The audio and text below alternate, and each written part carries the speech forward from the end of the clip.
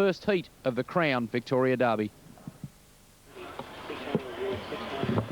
Henschke with John Justice in the Knights of Glory colours. Atlanta, Georgia is going to miss the start at his ODM anyway, but it's galloped and it will miss it by more than 20 metres. They're off and racing in the first heat of the Crown Victoria Derby. Henschke came away fair. A few others beat him out, but now he's starting to muster through in the middle. Roderick John Boy is in front, but now Henschke's going up to tackle it, and wider out Jillaby Spirit from Terrific Sun. And then back fifth of pegs is the Sacred Well as Henschke's about to take up the running. Roderick John Boy will take the trail, and left without cover will be Jillaby Spirit. Terrific Sun settles in the 1-1. Three back the inside, the Sacred Well, and about 5 metres to Murmansk. A similar gap then to Playing with Fire, who's beyond midfield on the inside of Jake Pastime, and then Steve Russ over on the pegs.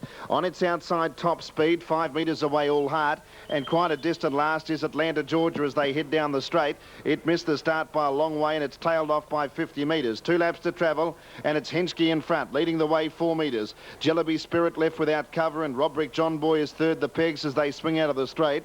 Terrific Sun is in the 1-1, and the Sacred Well 3 back the inside. Easing 3 deep as Murmansk gets commencing a run. Over on the pegs, Playing with Fire, 4 back the inside. From the New South Wales pacer, Jake Pastime. Next is Steve Russ from Top Speed, 5 metres to All Heart, the New Zealander, about 30 metres off the lead, and Atlanta, Georgia lost it at the start, and it's 40 metres away last. The lead time, 1:11.8, and Henschke in front, the $1.20 favourite. Now going via the Cape there was Jillaby Spirit.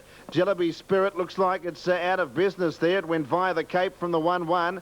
Could have even choked down, and it's losing its chance in the race. 1,200 left to travel, and it's Henschke with his ears pricked 3 metres in front. Murmansk is second, Roderick John Boy running third. Fourth, Terrific Sun, again in the 1-1. Then the Sacred Well, 3 back the inside. Next is Jake Pastime, Playing with Fire, 4 back the inside. All Heart getting going, 3 wide, going past Top Speed and Steve Russ. 25 metres away, Jillaby Spirit and Atlanta, Georgia. First quarter in 30.3. Henschke with a lap to travel. He's gone along at a pretty good clip. Leads 3 metres on Murmansk. Third was Roderick John Boy. 1 out, 1 back is Terrific Sun swinging out of the straight. About to go 3 wide is Jake Pastime. The Sacred Wells had a cushy run. 3 back the pegs. Top Speed getting out from Playing with Fire, getting off the pegs. All Hearts wide out but reined up and tapped up, and over on the inside Steve Russ, and the other two well and truly out of it, Jillaby Spirit and Atlanta, Georgia. 31.7 the second quarter, and John Justice has the raging hot favourite Henschke in the lead. 3 metres to Murmansk, who's worked hard and is subsequently under pressure. Jake Pastime going up now to second, and then Roderick John Boy next is Top Speed, and then All Heart starting to wind up again from the Sacred Well, Terrific Sun, Playing with Fire and Steve Russ. Third quarter, 28.4, and on the bend Henschke led 3 metres. Murmansk is whacking away. Jake Pastime hit a brick wall, then Top Speed and All Heart to the outside. Henschke's in front, 3 metres in front of Murmansk. He's not really getting away, Henschke. 2 metres in front of Murmansk. Top Speed's flying home. Henschke, can he see it out? He's a neck in front of Murmansk, who's diving, but Henschke won it. Henschke just lasted and beat Murmansk and the Sacred Well. Then came Top Speed, All Heart, Playing with Fire, then Jake Pastime, Steve Russ, Roderick John Boy from Terrific Sun, and a long gap then to Jillaby Spirit and Atlanta, Georgia, the final quarter in 30.7. They've run it at a very good speed, 2 minutes, 0.8 the mile rate. Yeah, good finish, Henschke. Forced to pull out plenty. Murmansk has run a terrific race for second, and the Sacred Well third, 4.32 on heat 1 of the Derby. On the way to the boxes for race 1 at the Meadows. The first event at the Meadows tonight is a handicap number 3. At the boxes now for race 1 at the Meadows, and getting home narrowly, about a head on the line. 4, 3 and 2. 2 minutes and 8/10 the mile rate. The winner's paid $1.20 in money back, and we're standing by for the all clear. Wentworth Park race number 2, and a zippy 30 and 15. He is a clear-cut third pick, and then Magic Hand. Right. This might be, in fact, this is the clash of Black Anvil and Nautical Bill last week. Let's have a look as Black Anvil goes straight to the front. Montana. Further back in the race was Progress with Banner Park. It was the tail end of Midnight Bow ahead of it. Black Anvil led Nautical Bill by 2 down the back. 5 lengths away, Black Gendarme, Lucky Montana, followed by Progress. Next is Midnight Bow from Banner Park, and the tail ender on the corner, Frank's a Million. Nautical Bill is after Black Anvil. Nautical Bill and Black Anvil. Black Anvil fighting back, and Black Anvil too good. Black Anvil has edged out Nautical Bill. Third in the race, Black Gendarme. Surprisingly, the time a little on the slow side for that class of greyhound, 30 and 32. And, well, Black Anvil having his first look at Wentworth Park and handled it beautifully in the finish to beat the hot favourite Nautical Bill. About to move up at Albion Park now for the 4th. The rain has subsided. Once again, here's Paul. Thank you, Dean. First, second, third and fourth qualify for the big event next week. The first 4 out of each of the semis. The favourite at 290 Nautical Bill, 310 Black Anvil. They finished first and second last week after Nautical Bill had every hope to beat Black Anvil, but Nautical Bill just wasn't good enough on a night, but he can go quicker than he did last week. 440 for Ammo, which was very impressive last week, as was Magic Hand. Top little field, green light through, the bunny's on its way. This is race 2, first semi of the Derby. Ready, set, racing. Black Anvil last away. First out was Medina. Proven Smoky got away well, followed by Magic Hand. Next is Black Anvil. It ran off. Nautical Bill was getting through on the inside. Further back, Civic Legion. Great Alarm and Ammo's the tail ender. Down the back, and the leader is Medina. Proven Smoky's a length away. 3 lengths off is Magic Hand, followed by Nautical Bill. A break to Black Anvil. Ammo, Great Alarm, Civic Legion. Proven Smoky went to the lead. In second place, Medina. Here comes Nautical Bill. Proven Smoky in front. Nautical Bill won't get it, and Proven Smoky too good. Proven Smoky landed the money by a length to Nautical Bill. Third on the inside, Medina. They were followed by Magic Hand, Ammo, Black Anvil. Next to last, Great Alarm and Civic Legion, the tail ender. Proven Smoky, which chased home Henrik Vale recently at Angle Park in the big race over there, has proven too good for number 4, the blue, Nautical Bill, with 3, the white, Medina in third position. The time 30 and 32. 30 and 32, Proven Smoky has won the money. 7, 1 and 6 are the numbers that you require for the superfecta. So Magic Hand goes through to the final. Proven Smoky by a sugar out of Proven Crystal is owned by the Macca's Syndicate and trained by Jason Thompson of Victoria. Nautical Bill, J. Lyon, Medina, S. Cleary, Phil the Miners. 1 length by a half for the margins. 1 length by a half, 30 and 32 the time. Yeah, so Jason Thompson strikes first blood in the National Derby semis tonight with his good galloper Proven Smoky at double-figure odds, upsetting the favourite Nautical Bill. The big shock, of course, Black Anvil's been run out of the series. Superfecta for 243716 to pay $18,351.40. Set at Bankstown. The all-time great legendary reinsmen, including Fred Kersley and Bruce Clark, who you might remember for his great association with Gamelite, who, as I look at the Victoria Cup honour roll here, Bruce, he didn't win one, which is amazing because he won just about everything else. Yes, no, he didn't. The closest he got was to win a Hunter Cup. Yeah. Yeah, but no, a marvellous old horse, and we had some great times with him. I guess the only thing in history that sort of doesn't shine brightly on him is that he came through with Poppy. And any horse for that would that maybe be a little bit of a shadow.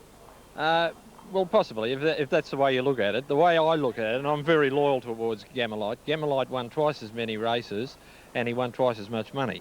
So, and we won the big races. We won 2 Inter-Dominions. So They were the ones that counted, I guess. They were the ones that counted, and I wouldn't give them away today. Yeah. Well, you are racing some legendaries out there tonight. It's a non-tab race, but that is a bit of a thrill too. It certainly was to get a chance to come and drive against some of these drivers here, and the Fred Kersley, the Gordon Rothicus and so on. Marvellous drivers of the past, and some of them still to today. Well, I'm sure that if you had your choice, you'd like to be driving another Gamelite someday, but looking at this Victoria Cup, there's a few that might measure up to his standard. What's your tip tonight? Well, I like the Bathurst horse, Smooth Satin. I think if there's a lot of pressure in the lead and there's plenty of action, I think that he's just got such a withering sprint at the finish. I think that he just could come over the top of it. Now they're on their way to the boxes here at the Meadows for race number 3. And it's a fairly open market. The favourite number 2, and that is Spiky Joe at $3.70. Some support for Nip of Shiraz, who's into $6.40. Spiky Joe was a recent winner at Sandown and Cranbourne and Right, our next commitment will be at went pretty open market too, where Isa Brown is now at $5.50. Isa Brown chased home Alma's Proper last week from box number 3 with the advantage of box 1 tonight. It comes right into calculations. We'll get back to that market in just a moment. Here's heat 2 of the Derby at Moonee Valley, 6.10, 5 and 1. And here's the market, Red Neon 9.40. 4's a late scratching, 2.50 Tricky Vic, 2.60 Lombo Skyrider. And over the page, 8.80 for So That's Life. Now back to Wentworth Park as they head to the boxes. And as I mentioned, Isa Brown, she's a very strong sprinter. That was her first look at Wentworth Park last week. $6 for Unopposed, who's got pace early. So is Alma's Proper. Did very well from box 5 last week to win in 30 and 41.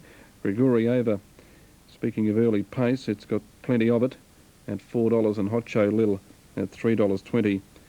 Looks very well suited from a wide draw tonight. Let's head across now and join Paul for race 4. Yes, Dean, the 4th on the card, and this is the first semi-final of the Futurity. And they're at the side of the boxes. For those people who may not be aware, the Futurity is for the fairer sex in greyhound racing, and the Derby is for the male greyhounds, and both events are age classics. And of course, if you go back into the Derby and the Futurity of years gone by, there were events that were, you know, they really were supported from all around Australia in a big way. Today, there's plenty of races for all of the greyhounds, and we came down to the best 32 in both of the series this year. The bigger part, the best 40 plus reserves in the series this year. A different style of running. There were five heats, running down to 2 semi-finals, and of course a final next week.